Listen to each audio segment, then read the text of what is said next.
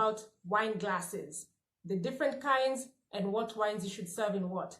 However, before we start, I just want to say a huge thank you to the South African High Commission, to the Chamber of Commerce, for this beautiful bottle of Simonsig wooden Chenin Blanc, and also to Jebet of Domain Kenya for this very nice Seaward Chenin Blanc. And when I taste them, I will be sure to let you know how delicious they are. So let's get into it. So let's get into the main video topic, which is wine glasses. Okay, so just as a point of note, all the wine glasses I'm going to show you today I got locally from local supermarkets, so Carrefour, Nakumatt when we had it, except for the sherry wine glass, and not because they don't have them locally, it's just that I happen to have that one. But all the rest, I can tell you that I bought them locally, and so can you. So let's get right into it. So first things first, let's talk about the anatomy of a wine glass, okay? This is a wine glass. It has the base, the stem, the bowl, and the rim. I know they sell stemless wine glasses because it's the easier to carry, it's the in thing for whatever reason, but this is a traditional wine glass, and when we're talking about wine glasses, this is what you should be looking at. Now, the reason it's designed like this, aside from beauty and it being delicate and all that, is because the stem is actually what keeps the integrity of the wine in the glass intact. Because when you hold and handle it by the bowl, remember, you're of course changing the temperature of the wine. Whether it's a white wine or a red wine, you're automatically raising the temperature with your body heat. Not only that, but of course you're leaving your fingerprints and all sorts of things on the wine glass, which will kind of affect how you see and look at the wine if you're really like assessing it. So now that you know the anatomy of the wine glass, let's talk about different kinds of glasses for different uses, right? So what I'm holding right now is a red wine glass, and you can tell it's a red wine glass by the size of the bowl. You can see the bowl is quite large, and the reason the red wine glasses have larger bowls is because you want the wine to interact and aerate more.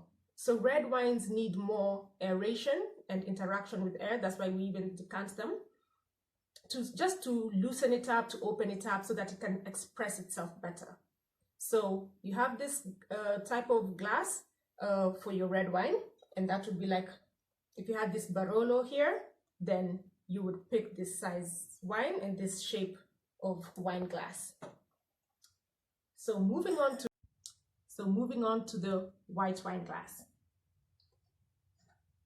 Now this is a white wine glass, and as you can see, the bowl is more U-shaped rather than that round shape of the red wine glass. And that's just because typically white wines need less aeration, not zero aeration, but less aeration than their red counterparts. So same thing, don't handle by the bowl. That shaped glass you can use for white wines, and you can also use this shaped glass for lighter red. So if you have like your Pinot Noir and you put it in this shaped glass, that would be perfectly fine. Now you'll note the size of these glasses, right? They're not small, the teeny tiny glasses you see, and that's because wine is supposed to interact with air. If you want to enjoy your wine to its fullest potential, please invest in good glasses, good size glasses that can help the wine express itself best, because when you put them in the teeny tiny glasses, they don't aerate enough, you can't even swirl it, and your wine drinking experience is going to be severely diminished. All right, so that's red, that's white. Moving on to sparkling wine glasses. Now, there's this kind, it's called a coupe. Legend has it was designed on Marie Antoinette's nipple. That's not true. However, it's the worst kind of sparkling wine glass that you can have. Do not buy this type of sparkling wine glass. And the reason it's the worst that you could have is because it doesn't preserve the bubbles. So the whole point of sparkling wine is the bubbles, right? But you're going to have it in such an open glass with such an open and wide rim, and that just doesn't serve our purpose. So unless you want to recreate the Roaring 20s, then by all means get this glass. But if that's not what your intention is, don't buy this kind of glass. For sparkling wine, you have two options. You can either get this. This is the traditional sparkling wine flute because of its fluted shape, narrow and slim. And this helps preserve the bubbles and helps you enjoy your sparkling wines better, your champagne, your prosecco. And its sister, which is a kind of a modern invention, is called the tulip. And as you can see with the tulip, it has a wider, it kind of widens out and narrows back at the top, giving it this tulip shape. So in that regard, it meets two criteria. It gives more space for aeration, and then because it's kind of narrow and also narrows up at the top, it still preserves your bubble. So these two wines, you can use them, these two glasses, sorry, you can use them for sparkling wine and you'll enjoy your sparkling wine much better, okay? So if you had your champagne, like this one, then either choose a tulip or choose a flute.